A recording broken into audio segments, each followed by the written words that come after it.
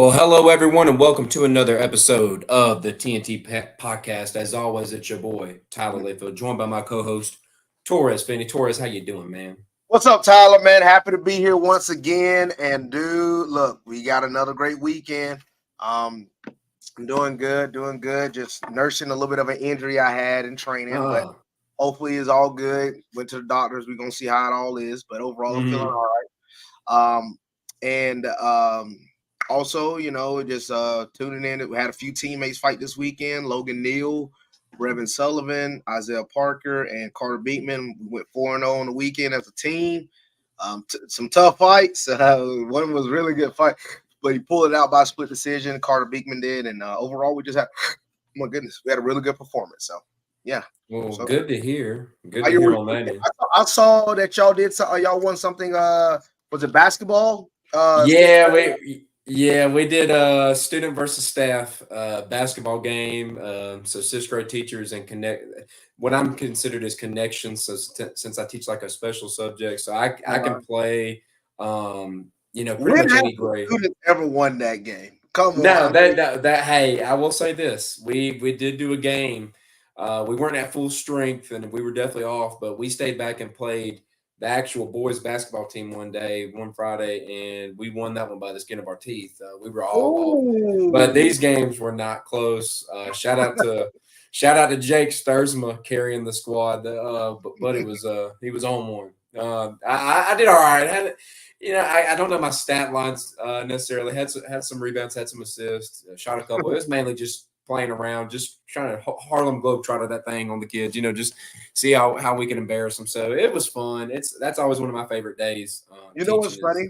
I would love to go back and see, what like student and teacher staff they would have had to be able to play the men's boys team when I was at Clifton Ridge, because we had Ed Parker, Javon Patterson, Jerry, both of the twins, and Nick. Man, I don't know. I'm about to say I don't know what teacher's gonna be. Even though I know they were eighth grade. I don't know. Did y'all have a lot of and here we go with this. But did y'all have a lot of teachers that played basketball? Like a lot of male teachers, or not really? When you were, you had Coach Bringer, you had Coach David, you had Coach Rivers. He was there. Okay. I remember that name, Coach Rivers. I'm trying to remember his face. Coach Rivers, light skinned black coach, big swole, played arena football. He was one of our football coaches. He was huge.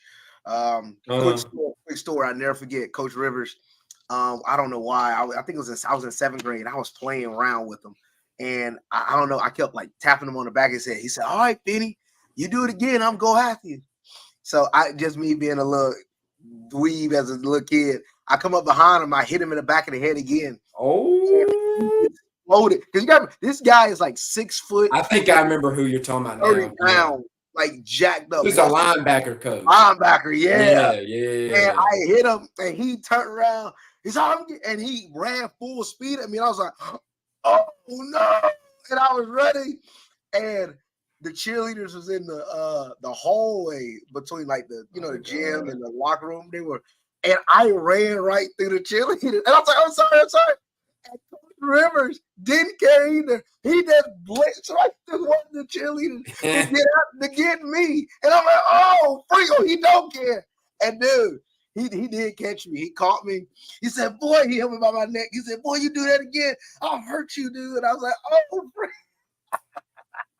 But that was there. I was like, I should have been hitting him in the back of the head anyway. But we've, I'm about to say that's like a no-no. Kid popping you on the back of the head. You can't take that as the adult. You can't take that as the adult. You let that one slip, boy. It's all down here from there. But and teachers can't do that either. Teachers can't. Can't. Probably a little bit more lenient at the time. Yeah, we I don't know. We got a good bit of guys at the school that play. So, we got a few guys.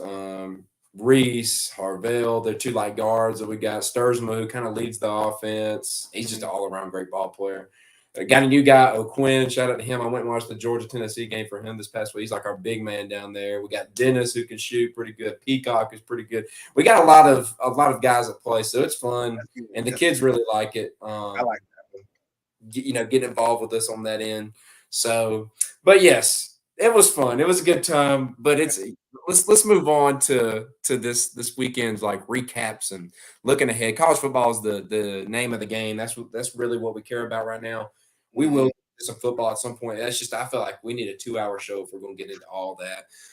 But since we want to keep this, I'm not going to say short and sweet because it normally goes around an hour. But since we want to keep this at a reasonable time limit, we're going to be running college football. And the big topic of the day to start the show off is the injury to Jordan Travis in Florida State's outlook. I don't know if you were able to see it. I'm pretty sure it made its rounds through the group chats all around the nation. But the injury to Jordan Travis, it was pretty ugly, man. He went on a scramble, ended up snapping his leg. It was an ugly, ugly injury. And, immediately knew season's done with that one. Was not good. In fact, at the time of the game, it wasn't looking great for Florida State. They were down, I want to say 13-3 or something. 13-0 to North Alabama. 13-0, ended up scoring a field goal. And then from there, I mean, I don't think anybody ever thought, or if you did, you were kidding yourself. I don't think anybody thought that North Alabama or whatever it is that the team they were playing was going to actually beat them. No, so North Alabama barely beat Chattanooga. Get out of here. Yeah. It wasn't gonna. They weren't gonna win that one. But the fact that was happening at the time, it was a little, little ominous looking for them. They did end up pulling off the win. But really, what you need to think about now, and since the days passed, I think today George Travis actually came out and said, his college playing days are over. It's on to the NFL. I don't quite know his NFL outlook as far as that goes. We can kind of delve into that closer to draft time. But Florida State as a program, we all know, we all kind of figured they'd be a lock for the playoff because the rest of their schedule, I believe it's Florida this week. Florida and Louisville. Yep, and then Louisville in the ACC championship game. Do either of those teams scare you enough with Jordan Travis being out to make you think that Florida State would drop one of those and ultimately drop their chance at a college football playoff spot? Yes, and definitively yes.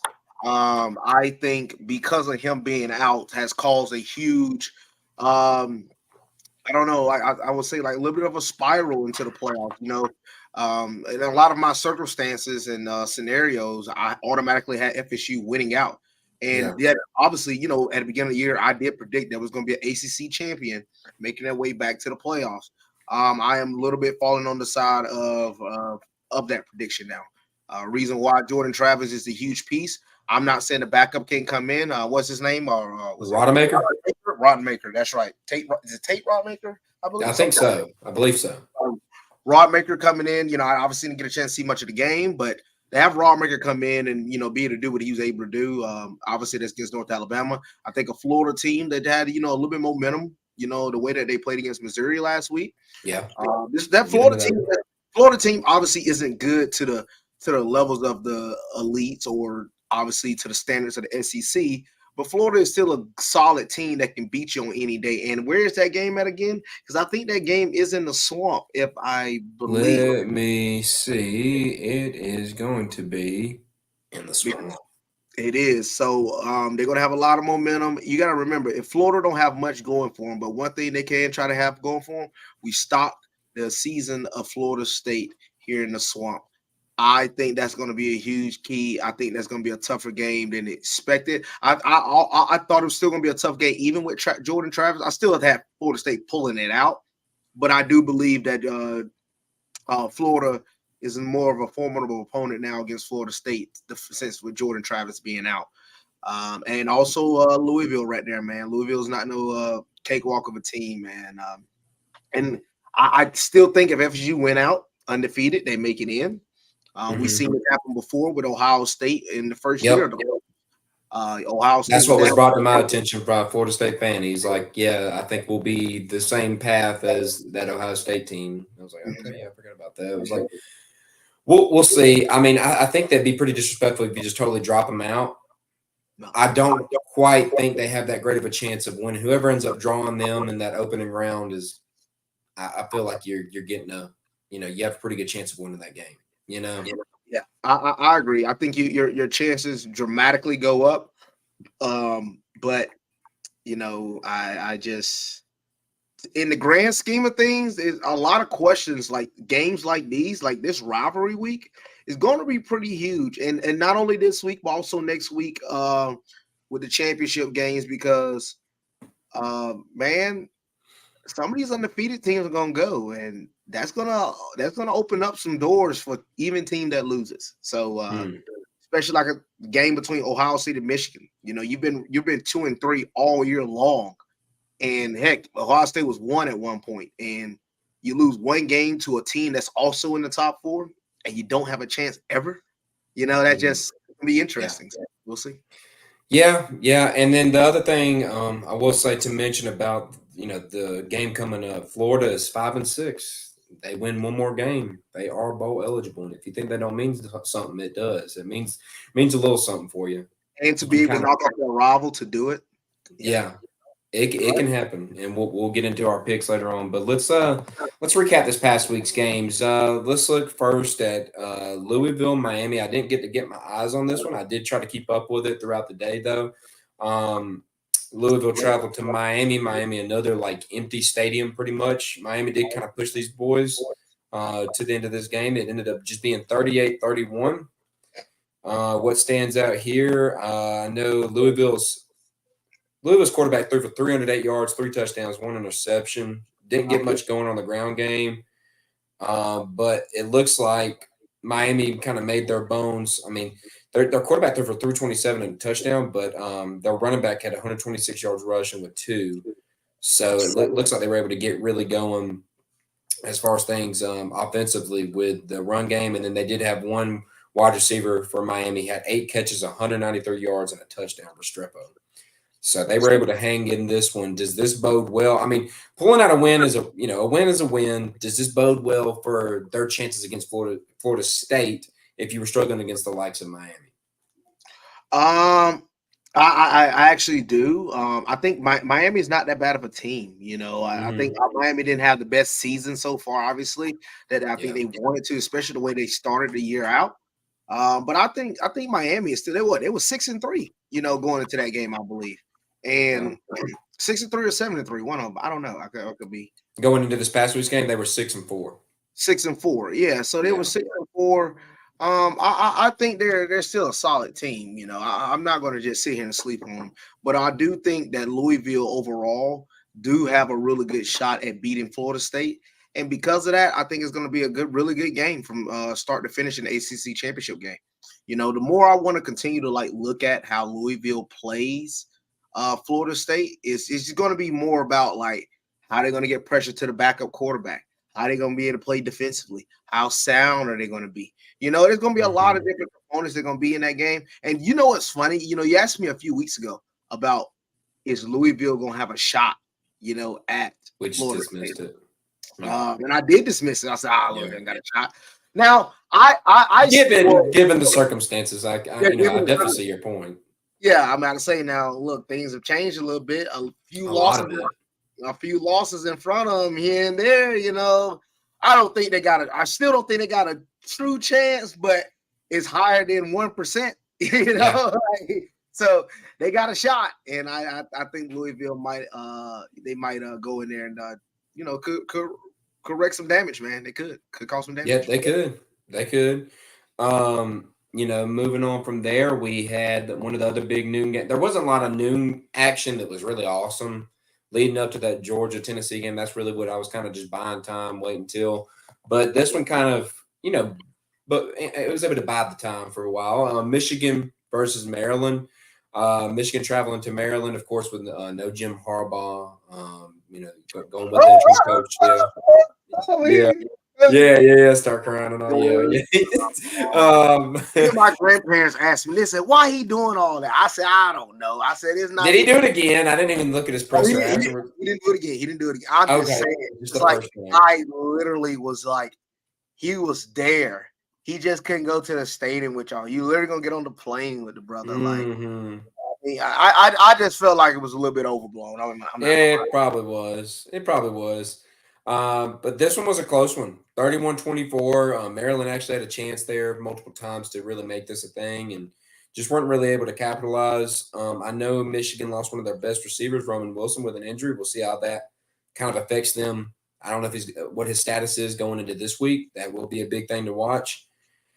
That's going to be, whoo, God. When we get into those picks later, man, that is the mother of them all right there. Mm-hmm. And that's one that I'm still, while we are doing this podcast, I'm going to be framing my prediction, framing my preview for how I think that one plays out. It's that's going to be a tough one. But Maryland made this one close. It definitely doesn't make you feel stupid confident of Michigan heading into this big rivalry matchup here soon. But what were your takeaways here? Were you able to kind of catch any of this or keep up with it a bit? Not much. Mainly, like I said, doing a lot of traveling, helping my teammates get ready for their flight. Mm-hmm. But I did keep up with it through the group message and through Twitter. I knew Michigan was struggling early. Yeah. I'll be honest with you, man. I've said this on here before, and I'll say it again. I don't know how he's a Heisman candidate, but I'm not sold on no JJ McCarthy. No, he needs to be dropped out of it. I mean, he needs to be dropped out. He better not be a candidate. He better not be a finalist. These stats. Did you look at the stats? I didn't see the stats. For 141 yards. I don't want to hear no more. Do what? I said I saw the stats get Penn State, and I don't want to hear no more. Yeah. This one, he was 12 of 23, 141 yards passing, 1 interception, and 2 carries for -7 yards. That is not – I mean, don't get me wrong. A win is a win. You know, that's the second time I've already said it on this. I mean, a win is a win. I will respect it. But if you're talking Heisman, you got to put up the numbers to match it, and it's not there. So, yeah, I agree with you wholeheartedly. Blake Corum with a 2-touchdown game, 94 yards rushing on 28 carries, so a ton of carries, not a ton of production behind it, though. It was a hard-fought win for them. I do still respect their defense. I do still respect this Michigan team. I respect them at the same level I did maybe a week ago? I don't know. You know, this one's fluctuating with me. You know, the fact of Harbaugh being gone, I don't know if that's how much of a toll that's taken on this team, but definitely some stuff you could take away from this one. Ready to move on to the next one? Yeah, let's do it. Arizona, Utah. I believe last week when we were making these picks, I'm pretty sure I went with Utah here. Who did you go with on that one? I went with Arizona. You went with Arizona, so yeah, you got that one right. 42-18, Arizona pulled that one out. Arizona's really hot. Ranked wins, man. They're tied with the most ranked wins in all of college football. So. They're hot. Yeah, the offense did good. Utah, not so good offensively. Couldn't get anything going on the run game. Passing game, 320 yards, 2 touchdowns, 2 interceptions, though. So, I mean, you're doing just as much damage as you were good. Utah, when we get into that, I think we're picking a game for them later on. I thought I laid out one, but I guess I didn't. No, I don't. Oh, yes, we do have. I do have Utah on the slate for our picks coming up in this next week. They're playing Colorado, so we'll see if this week's performance affects your pick there. But just something to notice. You know, we got to give Arizona their props here. They're a hot team, one of the hottest in the country right now, and beating Utah. Does it mean as much as it did before? Probably not, but it's still a good win. Like we're not going to totally disrespect Utah. We're not going to call this, it's just Utah. It's still a decent win in the end of things. It's not like Arizona's fighting for a college football playoff spot anyways. Yeah, Utah's a good football team. Arizona, I look at all their 3 losses. They lost to Mississippi State in overtime by 7. They lost to Washington by 7, and they lost to USC in triple overtime by 2. I mean, this team has been competitive all year long. They've taken it to the brinks. Like I said, they're tied for the most ranked wins out of anybody in all of college football. Give props to Arizona. I expect a really big bowl game. I know they got to play Arizona State next week, and I think they handle business in that as well. So I see them being a 9-win team and doing their thing, a 9-3. I think that's a successful season for Arizona. So especially just letting go of Kevin Sumlin not too long ago. Was it last year or the year before? It wasn't that long ago. I can't remember off the top of my head. good season for them after just having a new coaching change not too long ago. Yeah. So. Yeah. Let's see here. Let's switch it over to ACC. Clemson pulling the upset on North Carolina, 31-20. This was played in Death Valley. It looks like they won this game with running the ball and playing good defense. Drake May was held to 209 yards rushing. He was only 16 to 36 through the air, 1 touchdown, 1 interception. North Carolina was able to gain some on the ground. Amarion Hampton having 19 carries for 178 yards and 2 touchdowns, though. But Clemson was able to pull this one out. Good win for Dabo, especially coming off all the Tyler from wherever it was calling in and cracking on him, and that whole spiel going on with Dabo. It was a good little comeback for them. Good upset on the part of Clemson. Still not the season they wanted, but something to look at. A game that we were told by Jackson we should be checking in that night: Kansas State versus Kansas. Mm-hmm. So let's see. This one ended up being Kansas State 31, Kansas 27. From what Jackson said, Kansas was on the 3rd string quarterback, and they were still able to hang in this game. A testament to the coaching over there in Kansas. I believe it's Leopold over there in Kansas coaching them. It wasn't a great performance by the quarterback by any stretch of the means. 162 yards passing, a touchdown, 2 interceptions. Wasn't nothing spectacular, but it was enough to kind of keep the team in the game, I guess you could say. I didn't really get a chance to put eyes on this one either, but Kansas State pulling out a win, a ranked matchup on both teams, so something to at least look at. Washington versus Oregon State. I did keep up with this one. This one was tight. Washington 22, Oregon State 20. Let's look at the numbers here. On an off game by Michael Penix, 13 of 28 for 162 yards and 2 touchdowns. Running game really wasn't there. Nobody surpassed 100. You did have the top wide receiver for Washington with 106 yards and 2 touchdowns. I did see a pretty neat DJ Uyunglele run. Did you see the run he had, that little scramble? Just running folks over. Yeah, I have to send that to you later on. He had a nice little scramble there to try to keep him in. He was 15 to 31. 164 yards and two interceptions, so not a great day from him. They really relied on their running game. Damian Martinez for 26 carries, 123 yards, 2 touchdowns, just weren't able to pull it out. So I know there was a lot of Bama fans rooting for Oregon State this past week, and just did not happen. Because I exactly said Washington. I knew, and I said it. I said this is going to be a game that go down to the wire, but I still think Washington pulls it out. And Washington has looked good. I mean, Michael Penix, like you said, he didn't play his best game. Wasn't the best game. He had 2 touchdown passes, but he also had 1 rushing. So he had 3 touchdowns overall. Basically, the defense is the team that, it showed Washington defense. I keep hearing about Washington, is one of those teams that don't have a really good defense. I wouldn't consider them really good either, but they step up when they have to. They make plays when they need to, and I think a team like Oregon State, who's a tough ranked team. I think they showed up and they showed out against that team. And I think Washington be able to go on the road, towards Oregon State in Beaver Stadium. I think that's a big win. Next week, I think they got a little more of a cupcake win. They should be able to handle Washington State. Cupcake-ish, yeah. Yeah, cupcake-ish. Yeah, I agree. And I just think Washington has done the right things to do. I think they win this upcoming week, and then I think they go on and we already know what's going to happen down there. I was about to sit here and tell you my thoughts on them losing to Oregon in the Pac-12 championships are only growing stronger and stronger. But really, Oregon isn't a locked-in team yet. It's still not locked in like that. Right now, they're 7-1. They are 2nd place in the Pac-12. Literally, Arizona's still in the running here to make the Pac-12. They need Oregon to lose, obviously, and I don't know the head-to-head stuff there. But right now, no other team has clinched a Pac-12 championship except for Washington. So Oregon has got to take care of business this week. That's an interesting. I mean, it is true. I didn't know that. I didn't know that before I looked. I didn't know that either, man. I did not know that either. And Oregon has to beat Oregon State, because what's funny is Oregon could lose that game. Obviously, that would knock Oregon out of the playoffs, but to knock them out of the Pac-12 championship would be huge. And let's go back to last year. What game was it when Oregon had USC? USC. Oregon had an opportunity. Had it right there. We talked about it on the show. They could have would made have the college playoff football team. playoff. Yeah. Yep. You And they stated would have it. made it. They would have made it because You're TCU right. lost to Kansas State. Yeah. And that would have been their ticket to jump right in, because the only teams there was Alabama and Tennessee. And obviously Ohio State. They would have jumped both of those guys.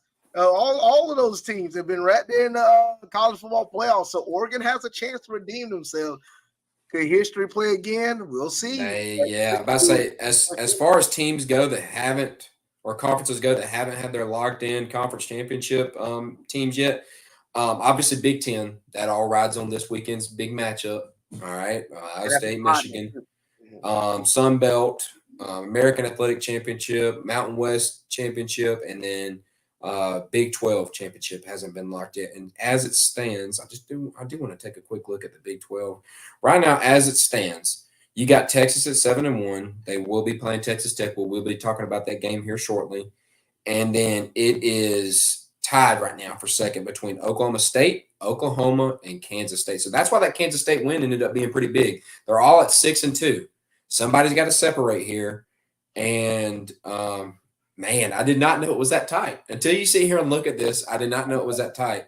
You're looking at, and right now, as we are, just looking ahead to next week, Oklahoma plays TCU. Who was the other teams I said that are in the mix for the Big 12? That would be Oklahoma State. They play BYU.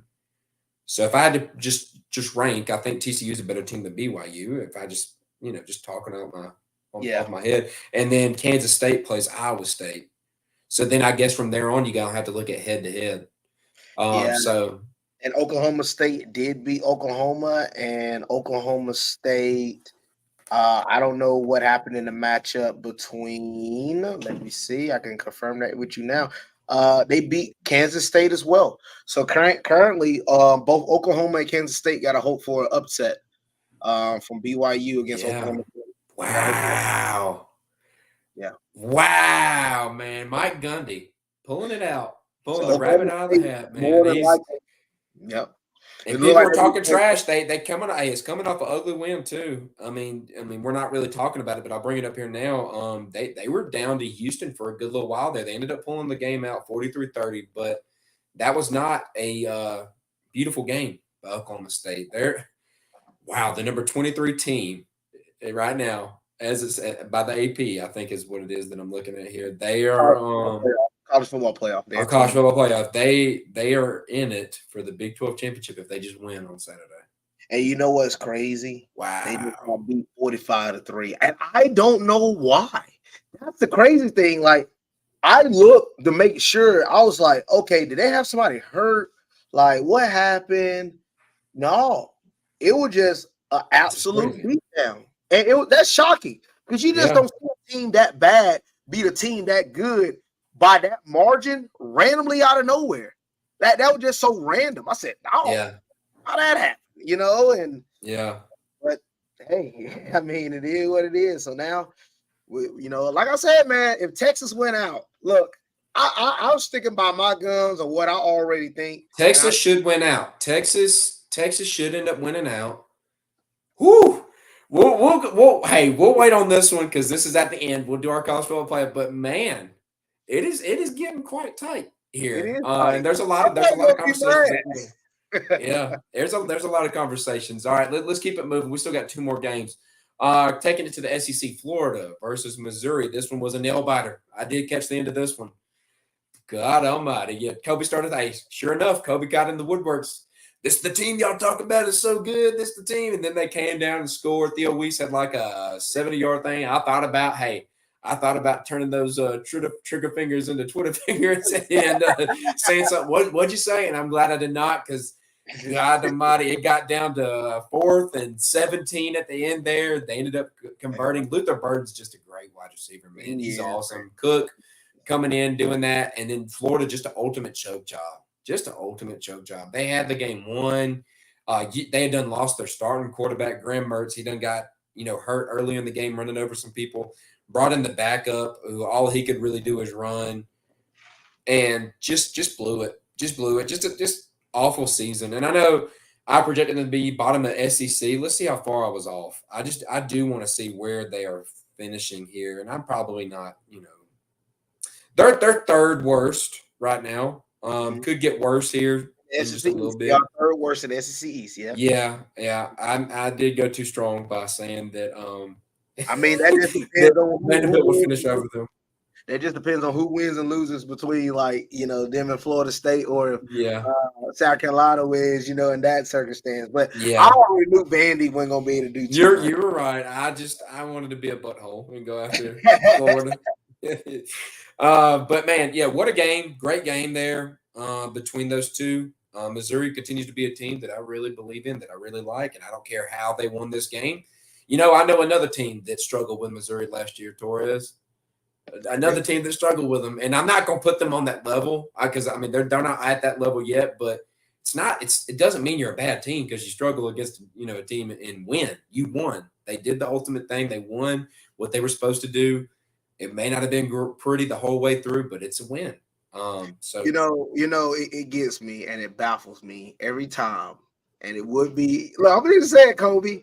Look, and he's not the only one. There'll be other people that get on a lot. They want to discredit it, and they think we're trying to talk up Missouri just to prove our point. When really, I just like Missouri. You said really do. I really respect Missouri. You did. Didn't you predict Missouri to be second or third? I told you. Yeah, I think I did. Let me look here. Man. And that's the thing. As it stands in the SECs, they're second. They are second. I think that's where I ended up picking them. I had them being 8-4 though, and they have surpassed that. They did beat a lot of good teams, man. They did beat a lot of good teams. But I'm going to I'd say this a lot with anybody. Anytime a good team or in any circumstance struggle with a bad team. Oh, look, I told you so. No. Because it's any given Saturday, is any given Sunday also for NFL, is any given time for anybody. I have seen on multiple occasions where a very talented team, heck, I've seen it in fighting, a very talented fighter supposed to smoke this guy, and the guy just played. Because you got to remember, these teams have nothing to lose. When you have nothing to lose, why won't you go all out? Because the thing about going all out is either it works, or if it doesn't work, I get blown out. But if it works, it makes you all look good, and you're like, "Oh, I call that. Yeah, I do that." Florida went all out in that game. They owned the road. Why not? But why not? Try to save your season. Try to get bowl eligible. Exactly. Billy Napier trying to, hey man, let me give me a top 10 win. I need to save my job because they're talking about me every freaking week. Like, anybody's gonna have it. Like close. These folks, they must be forgetting. Like, do we not remember like USF earlier this year? We're not like Arkansas like that. We're going to hold wins against people. Exactly. Hold I don't get mad when Georgia. I told what I said last year when Georgia having them close game with Kennesaw State and Kent State. My fault. Yeah, Kent State. Yeah. And I'm like, dude, it's Georgia. Dude, I said, look, they need this type of stuff. It only helps. Because look, if you're able to, I know you're not facing adversity against the best team, but to see yourself face a little adversity, you make a few mistakes and you still find a way to win. Like Coach Rogers said, I'd rather have a bad win than a good loss. All right. Mm-hmm. There ain't no such thing. I'd rather win. Whether it's a bad win or a good win, it's still a win. So you learn from it. All right. And that's the part where I don't understand. Oh, look at my bad Missouri. They Penn State this tonight. Come on, man. Missouri Penn State didn't exactly look great either, buddy. Like, it was 27-6. I'm sure they caterpillared their way down the flipping field like they always do on offense. Dude, you cannot flip and talk. You can't back that team up and expect some cracks. But yeah, good win by Missouri. God. They keep rolling. All right, last game, Georgia, Tennessee. I think it was 9.5. We both picked them to cover. We were both correct. They covered 28. They ended up winning by 28 here. And Torres, you said you weren't able to catch it, so let me just take it through it. Last week, if you had to give the game ball to a player against Ole Miss, who would you have given it to? Who was the one that stepped up? It was somebody's best game, career high game, a running back. Who was it? Oh, Milton. Yeah, Milton. This week, Another guy stepped up. This was a different guy than we haven't really seen his coming out game this year, but it was Dylan Bell, man. Dylan Bell came out and had a spectacular game. I'm sure you've seen it in the highlights. 5 catches for 90 yards. He did have a touchdown pass, 18-yard touchdown pass. Pulled a little Orange Bowl against Michigan play call where a little halfback pass. It was pretty nice. Good fake. Yeah, it was good, man. Dylan Bell had him a heck of a game. We did see some another good game from Carson Beck. Only incompleted. Only had 6 incompletions, 298 yards, 3 touchdowns. Another great game from him. He had 4 carries for 5 yards. Nothing crazy there. Kendall carried the ball again really well. So did Dejan, 66 and 34. Nothing groundbreaking. We were able to get whatever we wanted through the pass, though. So it was there for the taking. Marcus Rosemy had 91 yards receiving with 2 touchdowns and a great game from him as well. Brock Bowers coming in doing pretty good, 7 for 60. No Lad McConkey. All right, we did start this game off slow. Once again, they did jump out to a 7-point lead. It was the very first play of the game, Torres. They ran it up the middle, which is historically this season where we do actually good. You know, running on the edges is where we really have our issues. But running up the middle, they just housed it. You know, took it straight there, 75-yard touchdown run to begin it. And from there, it was all downhill. But when I said Lad McConkey, you know, he didn't get any reps. He was out with an ankle thing. And this is what I was alluding to before we started the show. There's been some chatter of a player that could be missing the rest of this year. And ultimately, the name that came out was Lad McConkey. Some people were talking tightrope surgery, talking about maybe being done for his career at Georgia, things like that. Kirby did come out and speak in the press conference today and said tightrope is never a thing mentioned because word's been getting around. Somebody brought it up in the press conference today. He's like, tightrope's never been discussed. I don't know where y'all are getting that at. Could this be him just covering up some stuff leading into Georgia Tech and Bama coming up? Could be. But we also heard rehab possibly. So that's something we got to watch here soon. Amari Smith has come in. He's done pretty good. Ra did get knocked out. Ra Thomas, that is. He did get knocked out of the game with an ankle. And I think we had like a Dejan got up gimpy one time. That's it. But we should be fine. My wife was mentioning it today. We just need to sit Brock Bowers and Lad McConkey this next week against Georgia Tech and just make sure they get in healthy to the SEC championship game. I kind of agree. I'm not normally the guy that says like sit them, but we kind of need to. I don't think we're going to have to use all of our weapons this coming up week. I don't want to be that guy that overlooks them, but I'm kind of doing it now.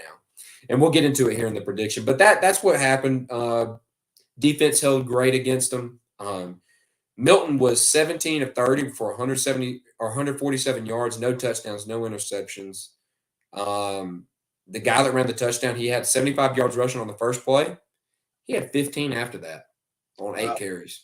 So, yeah, it was a good game overall. Defense, offense, special teams, everybody did a good job. So, can't complain, man. Can't complain. Now we're heading into Georgia Tech, and we'll make that pick here in just a little bit. So, let's get into Week 13's picks, and we'll start things off with Ole Miss versus Penn State in the Egg Bowl. Torres, Ole Miss is traveling to Mississippi State. Mississippi State is 5-6, trying to fight their way to a bowl game. And Ole Miss is a 10.5-point favorite here. Who you got? I'm taking Ole Miss. The 10 points is the thing that I might not take, though. I might take the under. And I know that Mississippi State is 5-6. They haven't had the best season. They got blown out by already got rid of their coach. Blown out by A&M. They got rid of their coach. Got beat 24-3 by Kentucky. Got beat by Auburn. Beat Arkansas 7-3. I mean, these games are pretty. I mean, gosh, they're not pretty. I mean, worth noting, Ole Miss got off to a real slow start this past week. Yeah, and then they got to go on the road to Mississippi State. I'm going to say that I think Ole Miss is going to win. I wouldn't be surprised to see this game be a little tighter just because of the rivalry. But I got Ole Miss winning, but I'm just going to have them win just under 10. I could see them winning by 9. It'd be some weird number like that. Yeah, I wouldn't be surprised for Ole Miss to win by 10, but I think Mississippi State could keep it close a little bit. I could be wrong. It's 10.5. So you'd be fine if they hit 10. That is true. So, I mean, well, to me, that makes it easy. I'll take Mississippi State with the 10 points. You know what I'm saying? yeah, Like, I agree with you on that. I'll Yeah. take them to Over lose by by just 10. Yeah. 10 or less. I'll take Mississippi State. Like you said, Mississippi State's it's a different atmosphere. All the cowbells. We saw it last year. I believe so. Going back to last year after old buddy passed away. What's the coach from last year? Mike is Dude from Texas Tech, and yeah, he was there. is it Michael, not O'Leary. What is it, Mike? No, it ain't that. It ain't that. Hang on, let me look here. It's Mike something. That's all I know. Gosh, I can't think of his name. I feel bad for not knowing it now. Let's see here. Let's see. It was Mike Leach. Mike Leach. I don't know where I got Yes. O'Leary from, but Mike Leach.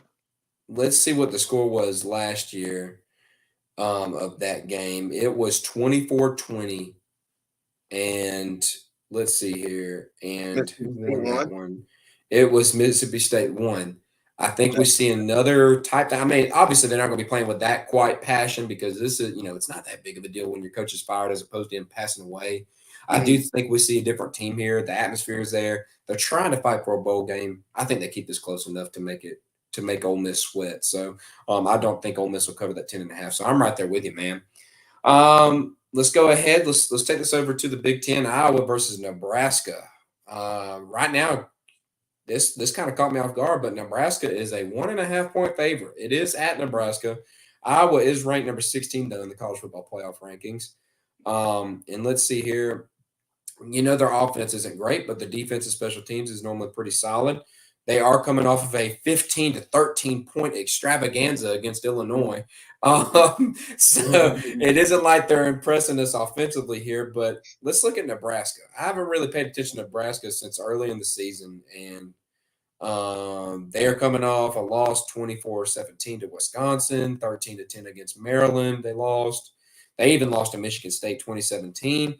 I don't know what Vegas is thinking by giving them the favorites. So, yes, I will take Iowa with the 1.5 point to go along with it. So, yeah, I'll take them to cover that. I think they D up. It is worth noting that Nebraska is home and they are fighting for a bowl game. They are 5-6. So, could there be some motivation there for them? There probably is. I just don't think it's happening. I'll take Iowa to win it outright. You taking Iowa, a quarterback with 5 touchdowns and 5 interceptions? Why not? I'll take that defense and I'll ride it, and I'll ride that special team. The real question is, what's the over/under for the score of this game? Let me see if I can find that for you. You want to know it? Let's see if I can find that. Look, Iowa scored 41 points on Western Michigan. All right, that's one of their give me games. Over/under is 26.5. Really? Yeah. That is low. It is low, but are you shocked? They're coming off of a 28-point game this past week against Illinois. So, man, that's the hardest pick I got to make all week. Hey, yeah. I don't know, over/under 26. That's 13. Ooh. Yeah. And I would just want a 15-13 game. Oh man. Tough. Oh gosh, it's tough. I'm taking Iowa, but I don't know. They make it over 26 points. That's crazy, dude. May not. That is the harder question. You're correct on that. You are correct. God. How do these people watch this football?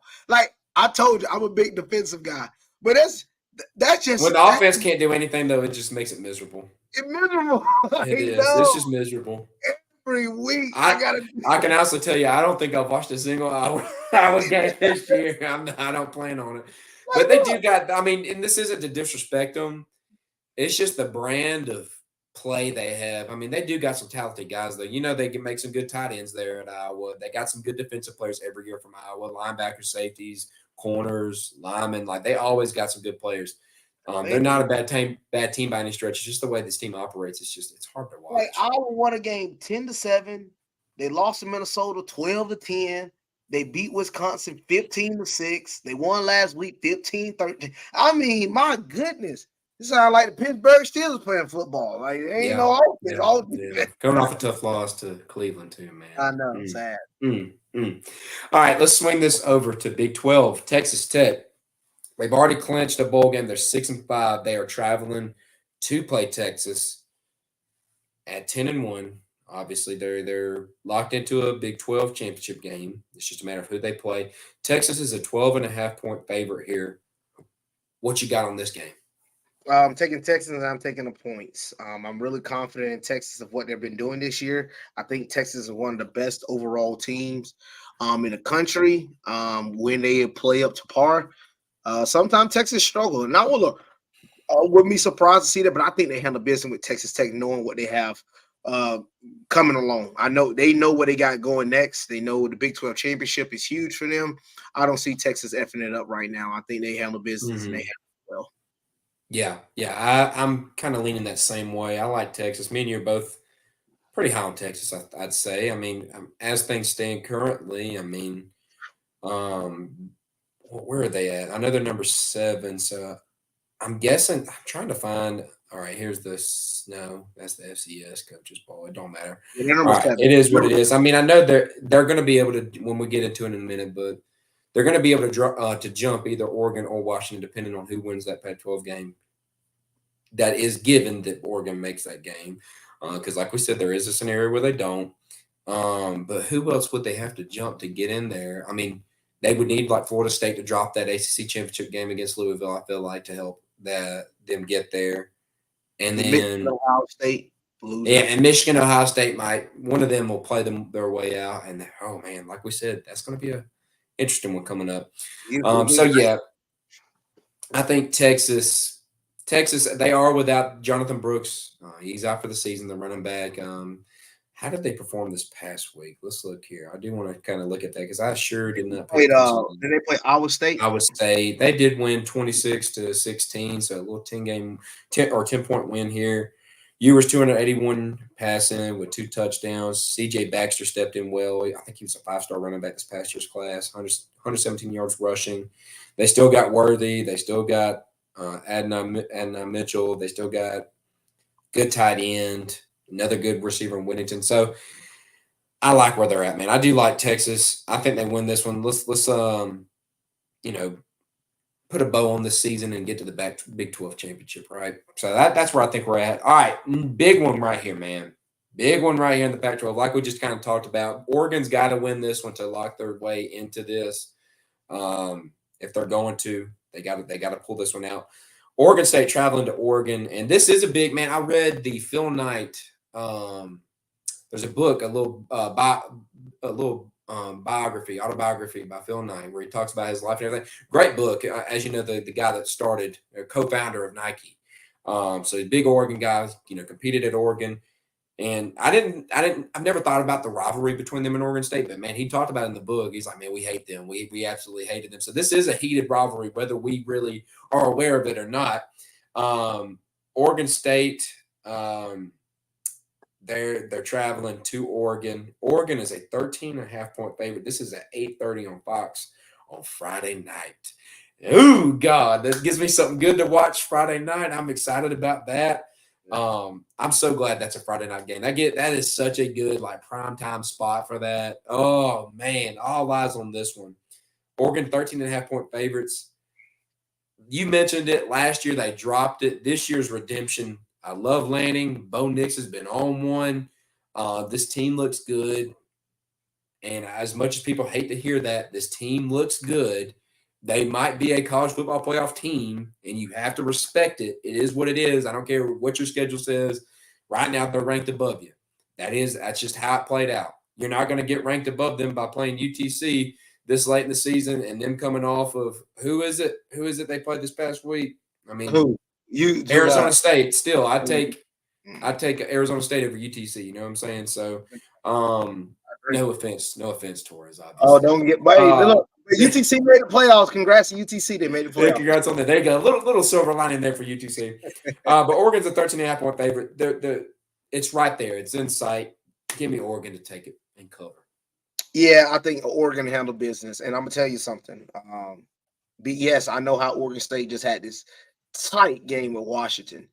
If Oregon is able to go in, I know they're at home, but if Oregon is able to go in and play Oregon State and actually beat them by 13.5, beat them by 14 plus points, That's a good point to make. That is I a think good point because they're playing for style points here too. They I are because think, you know the Bamas of the world are going to be coming in.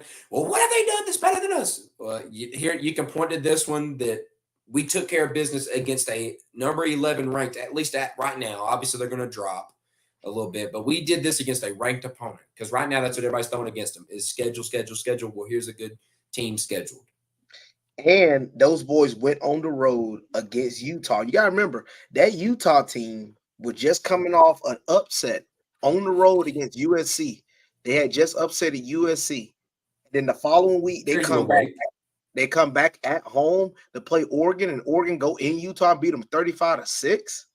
Mm-hmm. Man. And then Oregon, I know a lot of people ain't gonna count it, but at the time they were one of the hottest teams. Oregon put a stamp on the Colorado. I mean, Colorado's really really enjoyed team. that one. Yeah. They stamped them. Their only loss came to Washington on a last-second field goal. They missed the field. Oregon missed the field goal. Washington scored a touchdown to take the lead, but they missed the field goal. But still, a last-second missed field goal that went just outside the bar. Yeah. I mean, this Oregon team is rightfully so, in my honest opinion, one of the best teams in the country. Now it still remains to be seen if they're like a top 4 team, but I think Oregon is right there. And if they go in here and handle business and definitively beat Oregon State by 2 touchdowns, their case only strengthens. And I think it just magnifies the game against Washington the following week. Yeah. All right. A little gimme here. Georgia versus Georgia Tech. This is at Georgia Tech. Tech has already solidified themselves in a bowl game. Georgia just fighting to stay undefeated and make it into the SEC championship unscathed. I just want to make it out of this healthy. That's all I hope for, man. I want to win, get a win here, make it out healthy. Right now, Georgia is a 24-point favorite. As things stand, it is a lot of points. And they do play us tough sometimes, I'll take them to just cover it. I'll take them to just cover this one. I just want to make it out, like I said, healthy. Just get out of this thing healthy. Let's keep Brock healthy. Let's keep Ladd healthy. Let's make sure, God knows, let's keep Beck healthy as good as he's been lately, and we'll be fine. So come in, take care of business, get the starters out. Let's get them all out by like mid-third quarter. That's what my hope is here. And if that plan does follow, I'll take them to cover the 24 points. Well, I'm going to say this. I'm taking Georgia, and obviously, but I'm also taking them with the points.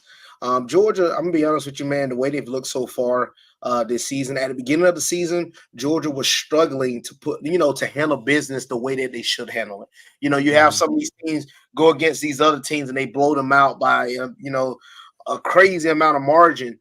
Now, Georgia, for the last few games, the games that they've supposed to handle business on, they've handled them. They handled it very well. Florida, Vandy, heck, they Missouri. beat Ole Miss worse than what I thought. Handled Missouri like they supposed to. Went on the road, handled Tennessee like they supposed to. Yeah. I think the same thing happens as well. Athens not too far from Atlanta. That's an easy drive. Look, Georgia gonna go into Atlanta, and they just gonna. I think they're gonna handle business, and I think they win by 24 or more. I just think this should be more of a showcase. Get ready for next week. We'll have some third and fourth string. Get ready to play second half. Make sure our guys are healthy. But I just see them dominantly winning this game. You don't overlook them because any team can be beat. Mm-hmm. But just come in, do your thing. I don't see them losing this game. Yeah. All right. Colorado, Utah, we got to cover it. This could end up being a closer game than what we expected. Not going to lie to you, Torres, I was a bit – what's the word here? I was a bit disappointed in what Colorado has done here these last couple of weeks. Obviously losing to Arizona, you can by 3. That's actually a decent thing. That you can say, all right, that's a quality loss. But losing to Washington State, 56-14.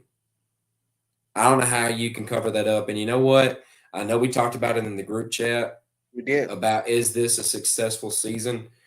I was assuming that maybe they'd be able to get closer to 6-6, and right now it's looking like they're going to finish with just 4 wins, and it's kind of going down sad. You know what I'm saying? It's kind of going out sad. Washington State losing 56-14 to them. We'll see what Deion can do here. Is he going to try to finish this thing off? in a good, positive way. I don't know. You got Colorado. Colorado's actually, losing a little bit of steam now. They've actually had a couple people decommit recently from their Did see that. upcoming classes. You've had some players come out and say, have you seen the players coming out and what they've been saying about this? People are playing for themselves and not the team kind of thing and stuff. Like there's been some players come out and say that. It's not the greatest of looks. And if that's truly indeed the case, and they have been broken, which 56-14 to Washington State tells me that you probably are broken. You're playing away one more time at Utah. Utah's trying to cap off their season the right way. Utah is a 21.5-point favorite.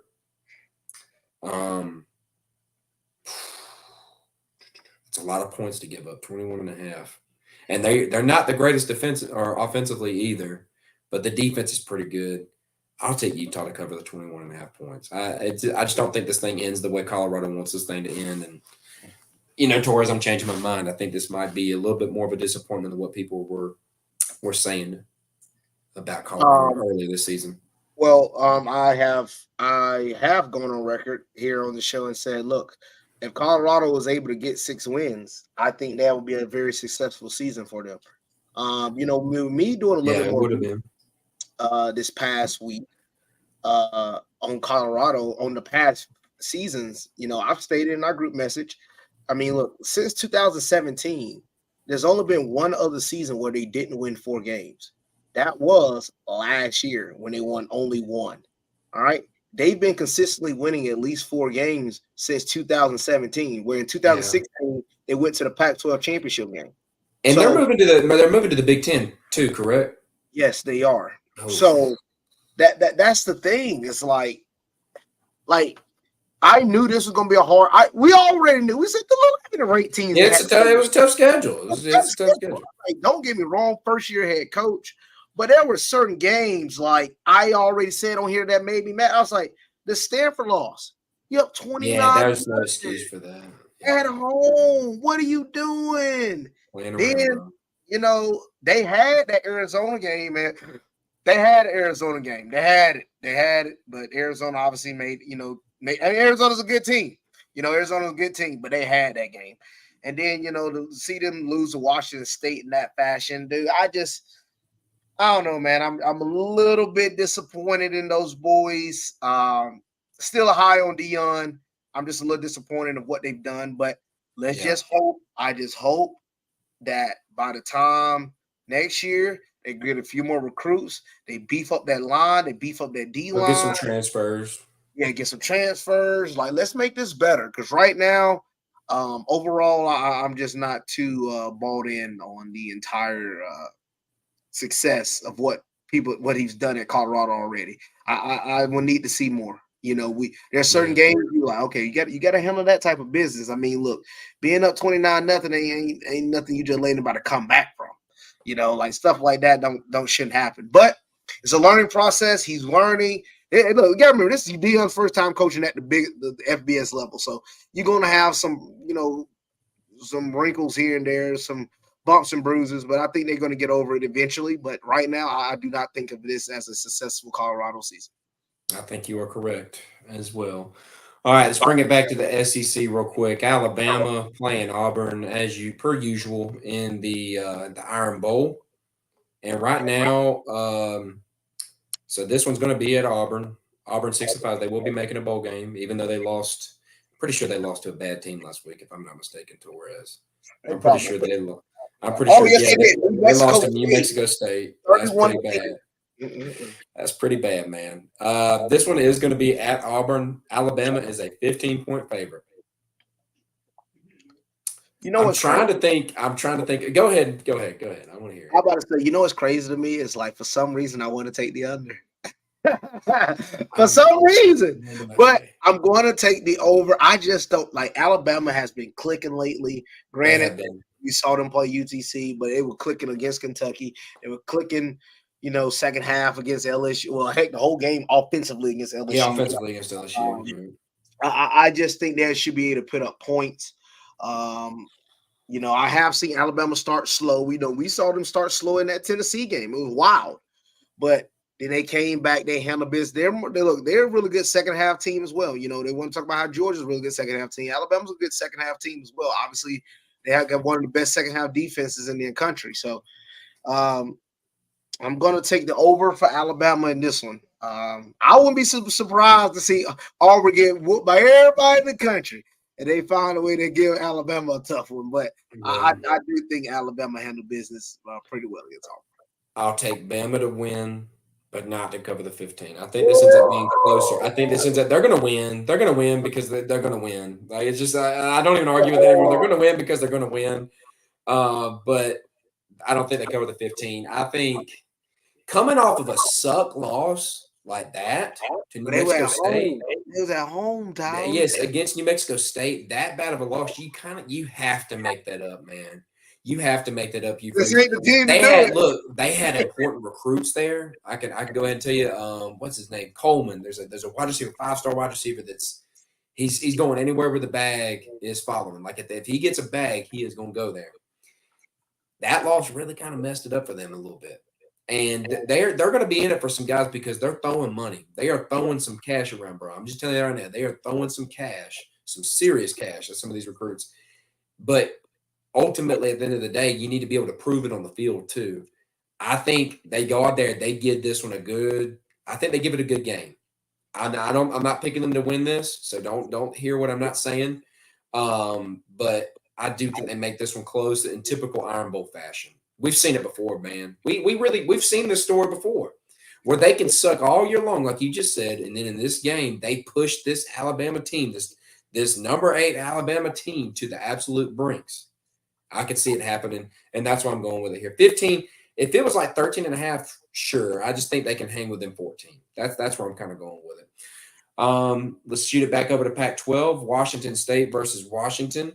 Washington has to finish this one out. Obviously, if they want to keep college football playoff hopes alive, they need to win this game. They are a 16.5-point favorite against Washington. Go ahead and make a quick pick. I'm going to take Washington in this one, man. I see Washington handling business. I don't see them really struggling too much with Washington State.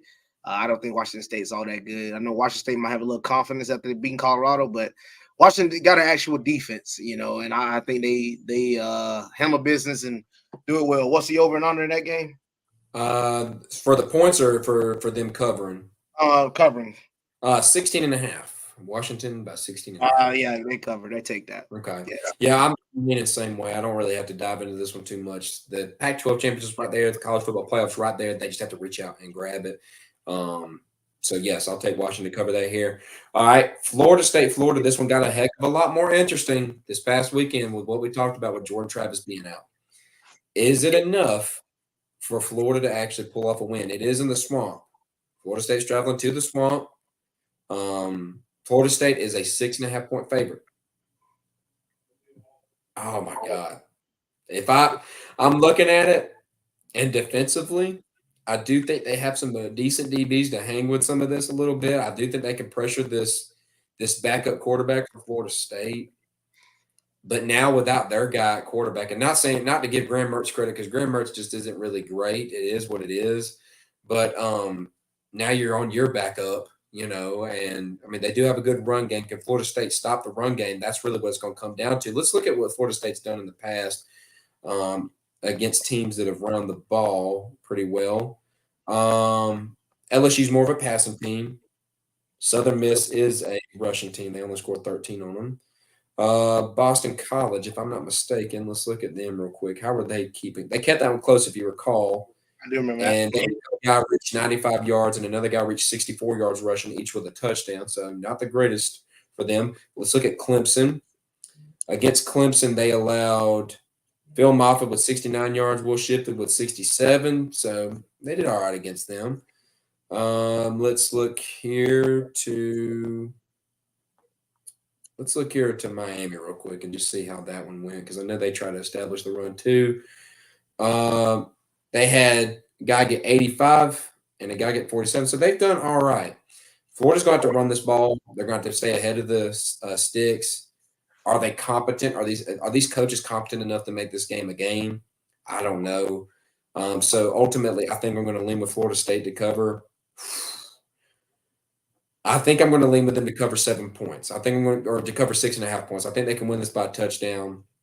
I just don't trust Florida's coaches, man. They're just stupid, especially after this past week.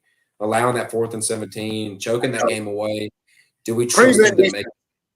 I mean, given everything's on the line right here, man. Everything's on the line for them. They're 5-6. They need a win, Torres, to make a bowl game. Billy Napier really needs this win. He really, really, really needs this win. Oh, man, I think I done talked myself out of it.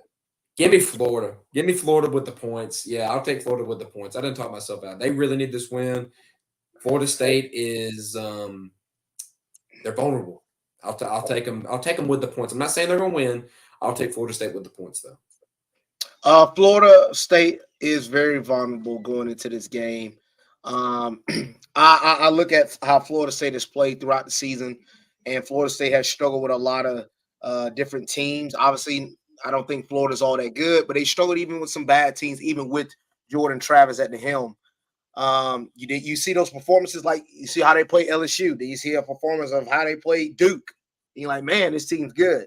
And then you see those other performances, like I say, like how they played Virginia Tech or how they played Boston College. And I think without having a guy like Jordan Travis to be able to keep the chaos down just in case they do get in some trouble, I don't know. I don't know, man. I'm on the fence, and I am leading Florida because Florida will need this game. And Florida is Florida. Look, we crack on Florida a lot, but Florida did go on the road and beat South Carolina. Florida did lose in overtime to Arkansas. Florida did give LSU a little bit run for their money. Granted, LSU ain't got that good. Missouri a run too. Gave Missouri a run. Their blowout loss was to Georgia and Kentucky. I mean, everybody else, well, in Utah beginning of the season. I mean, they have a few bad losses, but I just think Florida is one of those teams that are like 500 that can catch you on any given day. And I think that's the type of team they are. Like, they could have easily caught Missouri last week, but they say, hey, we ain't going to get this top 10 win, but we got a top 10 team coming home to us. Not only that, they top 5, and they are rival. I can see Florida winning this game. I can see it. I think this is going to be a huge nail biter, and I think I'm going to take Florida as well, man. It's going to be a fun one to watch. That is for sure. Like, if you're not watching that game, what are you doing? Like, I mean, I understand that this is going to be at the same time as Georgia Tech, but I'm telling you right now, I will be watching that game. Yeah. I will be watching that game, man. I will have that on. I'll probably have one of them on the iPad, one of them on the TV or something like that. That's a huge game, man. That's a huge game for so many playoff implications. So many. Big time. Big time. All right, last one, the mother of them all. We have been prefacing this one for a while. Ohio State, Michigan, 2 versus 3, man. Both 11-0 coming to this game. Both or one of these teams will lock up a Big Ten championship game appearance, which is much needed if you're going to make the college football playoff this year with as tight as this is. Michigan steps into this game as a 3.5-point favorite. They are at home. No Harbaugh on the sideline, being led by their interim coach, possibly without their best wide receiver. The defense has still looked pretty good. They've been able to run the ball when they need to. But we talked about it. J.J. McCarthy it's been a little rough. It's been a little rough. This team, I understand it's without with Harbaugh. I worry a little bit about him. Ryan Day coming into this one. This will be what? This will be the 3rd year straight if he were to lose this. Correct? That he will have lost to Michigan, right? Ryan Day is PO'd. He was PO'd before this season. He was PO'd after that Notre Dame win. He's talking about how they need respect. He was PO'd after that Peach Bowl last year when Georgia barely nudged it out. I think he comes into this with plenty of motivation. This team comes in. I understand this isn't your normal Ohio State where, as talent level goes. Do we see – let me ask you this before I make this pick. I think what everybody's been talking about is if Georgia loses this game against Alabama in the SEC championship game, should both teams end up coming in with Georgia being undefeated, with Alabama with 1 loss? If Georgia drops that game, a lot of people have been saying they're out. Can the same thing be said about whoever loses this game? Yes and no. I think if you're holding, I think if you're holding Georgia to that standard, I feel like you got to hold Michigan or Ohio State to the same thing. Well, that's the thing though. Like, that's only if the case of Georgia loses, because if Georgia wins, the loser of this game has a huge shot to still make it in. Mm. And the reason why I say that is because, all right, obviously you're gonna have the SEC. Let's just say Georgia wins in this scenario. Yeah. You'll have winner of Ohio State Big Ten champ. Then Okay. you'll have Pac-12 winner. Pac-12, yeah, Pac-12 for sure. Then it'll come down to the ACC, Texas. Big 12, and Texas, basically Texas. Yeah, that's And Texas. then it'll come down to the loser of this game. All right. Let's just say something weird happens. And we haven't. Oh yeah, you said ACC already, right? Yeah, I said ACC. Yeah. Right. SEC, Big Ten, ACC. All right. Now, I mean Pac-12. And so I said at the end, Big 12. but let's just say Louisville beats the FSU. Let's just say Texas loses their game. The loser of this game has a really good shot.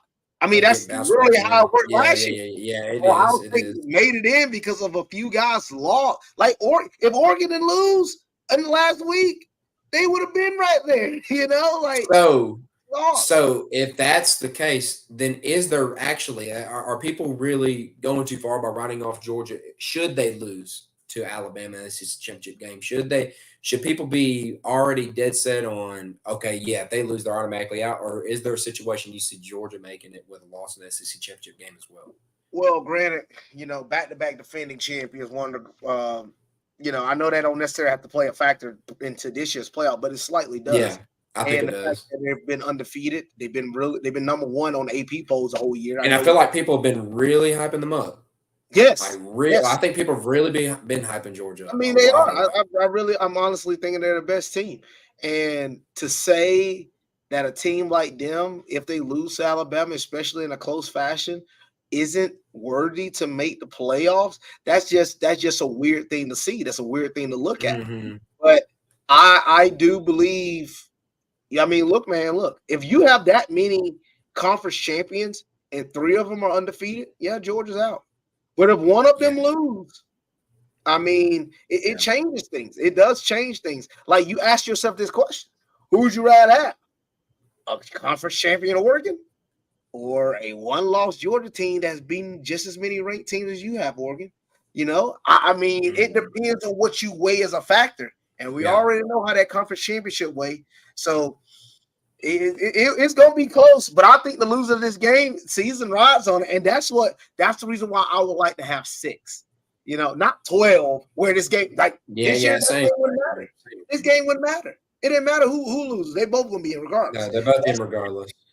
Like, I would love to have 6. 4 is a little too thin. Always thought 4 was thin, but to have 6, I think is rightfully so. Or even some people say 8. I feel like 8 is still too much, but let's just go to it. 12 is too many. This game matters. This game matters, man, and this game is huge. And I'm gonna be honest with you, man.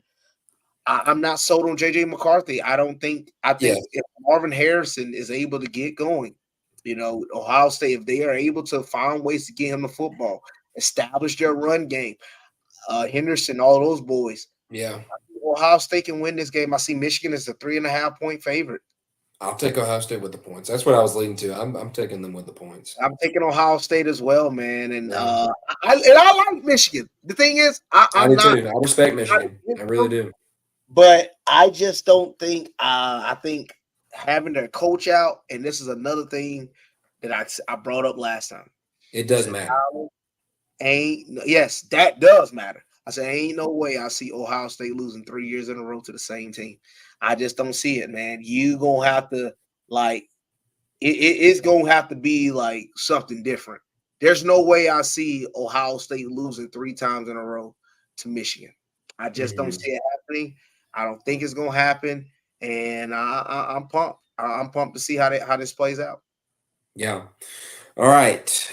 Final things here before we end the show. We got Heisman race updates, and as it stands, Jaden Daniels is your favorite. This is according to DraftKings Sportsbook. They're -1. He is -120. Bo Nix right behind him at +140. Michael Penix at +650. A distant fourth at +4,000 is Marvin Harrison Jr. And then at 5th is Carson Beck at +7,500. That's good. Yeah. So and then after that, it's a steep drop off to Jalen Milroe at +15,000. So really, it's down to those top 4. Really, if you want to, you can put Beck in their top 5. We'll see where this goes. I don't think it's really going to ride on championship weekend, on Well, how people perform championship weekend. Obviously, Jaden Daniels isn't going to be able to do nothing for himself then. Bo will, Michael Penix will, Marvin Harrison could. We have to see here if they win this game or not, and then Carson Beck will. So a lot of bread will be made on that day. So and you know, that's where it stands currently. that's the difference. When Robert Griffin III, I don't quote me, but I would really believe in 2012 when he won Heisman, they played in their conference championship, and I think that helped affect whether or not he won the Heisman. And Mm-hmm. let me see. I can tell you this for sure because I remember them playing, and I'm like, Robert Griffin, he's all right. He's not Yeah. bad. He won it. So they played. They did. Yes, they did. They played in their conference championship against Texas. So that's what I'm saying. So being able to do that, and then he dropped 48 points on that Texas team that year in that Big 12 championship game, like that helped his Heisman chances. Now, what Jaden Daniels has done so far, I mean, he has surpassed his numbers are crazy. It's If ridiculous. he has a wild game against Texas A&M, which I feel like he will, it might solidify his Heisman. Yeah, we Like didn't now, talk about that game, but it's something. It is a game to kind of I look think at I for think that. they win that game. Yeah, I think LSU wins that game. But Yeah. overall, what I'm saying is the fact that okay, if he goes into that game and he does his thing, Mm-hmm. unless Penix and Bo Nix have a shootout against each other, that's the only way I don't see him not winning Heisman. I think Yeah. Jaden Daniels is going to win Heisman regardless. And I think the only way that doesn't happen is unless Penix and Nix have a shootout game in a Pac-12 championship. If that doesn't happen, I think he wins. I do think Jaden Daniel has Heisman on lockdown. Right now, he's at 3,500 yards passing, 1,000 yards rushing. How many touchdowns? Good Lord. 36 passing touchdowns and 10 rushing touchdowns. Yeah, he got it. I don't see him not And getting it. Don't see him yeah, not he getting it. he he went off. For context, let's look up his the guy riding his tails right now. Well, if I can, hold on, my stuff's freezing up. Who's riding his tail? That's Bo Penix. Nix. Bo Nix. Bo Nix has like 34 touchdowns and 2 picks from what I saw. I think he's around Let's 3,000. look here. Let's look here. Take a look real quick. Stats. He has 3,500 yards passing and 128 yards rushing. 5 touchdowns rushing, 35 passing. So 35. yeah, Jaden's leading him overall. Let's see interceptions wise. Interceptions is 4 for Daniels, 2 for Bo Nix. I mean, when Yeah. given everything though, I don't know. I feel like you kind of got to give it to Daniels at that point. Mm-hmm. I So agree. yeah, he's definitely had the statistical season that you need if you're going for Heisman. He's been that good. Like I said, only 3 losses. Who he lost to? FSU, Bama. Who else? Let's Ole see Miss. here. Ole Ole Miss. Miss. And in Yes. all those games, he scored over. The only game he didn't score over 28 was the FSU He team. was knocked out of the Bama game, so you got to remember He that. was. Exactly. So that stuff like that, I think Jaden Daniels wins it. I do. Yeah. All right. College football playoff picks of the week. Do you see any change happening in the college football playoff rankings this week? Nope, I do not. Everything stays the same to next week. Everything stays the Does same. Georgia, Washington. Michigan, Now, or Georgia, Ohio State, Michigan, Washington, right? you could make a Or who case. was this? Florida State. Yeah, would the committee drop them? I think yes. I think Washington jumps FSU. Okay. I think they jumped them by 1. They just switched places because they already FSU's are just above them. So FSU's at 4 right now, and they just go to 5. I wouldn't be surprised to see that because Washington did just beat a good Oregon State team. I But think you could be right then. I could see that. we can see that. But besides that, no, I don't see too much of a thing changing. I really don't. I think Yeah. everything stays the same. All right. Any last things here before we close it down? No, man, everything's good. I want to say the NFL game today between the Kansas City Chiefs and Eagles. I'm excited. Oh, Rematch of the Super Bowl. That's lit. Also, breaking news in MMA: PFL just bought Bellator. That is huge. They just brought on their whole roster, so that is really big for the MMA world. And so that's about it. just for context for today's, I got fantasy implications here for tonight. I am up. Let's see. I'm going to tell you how much I'm up. I'm up in my big league, 107 to 55. I have nobody left. So I'm up by 52 here. I have nobody left. My opponent has A.J. Brown, Travis Kelce, and the Eagles kicker. Where do you put my chances of winning at? A.J. Brown, Travis Kelce, and the Eagles kicker. Travis going to get some points, but yeah. A.J. Brown is 50-50. Eagles kicker, I don't know, man. I think it's going to be tight. Yeah, I'm going to be sweating What's the percentage say? What does the percentage say? On Sleeper, it's telling me 73% chance of winning, but I think it's going to be tighter than that. Yeah, so that's where I'm at tonight. I'm going to be sweating tonight. That's going to be my evening. Hey, and in our T&T podcast, when I see us, you're at 137. I'm at 100. All I got is Swift and Kadarius Toney. You might not have to worry too much. I don't know about. I'm not worried about Toney. I'll worry a little bit about Swift though. Swift, yeah. So, but yeah, Swift ain't too bad. But yeah, all right. Well, yeah, that's where I'm at. So hopefully I pull it out and give Trey an L. So we'll see. But guys, thank you out there for those of y'all that tuned into the live stream. We do appreciate that. If you want to, you can tune in to our podcast. It's located on any podcast platform out there, Apple, or it's Apple Podcast, Spotify, any podcast really out there where you can find them located.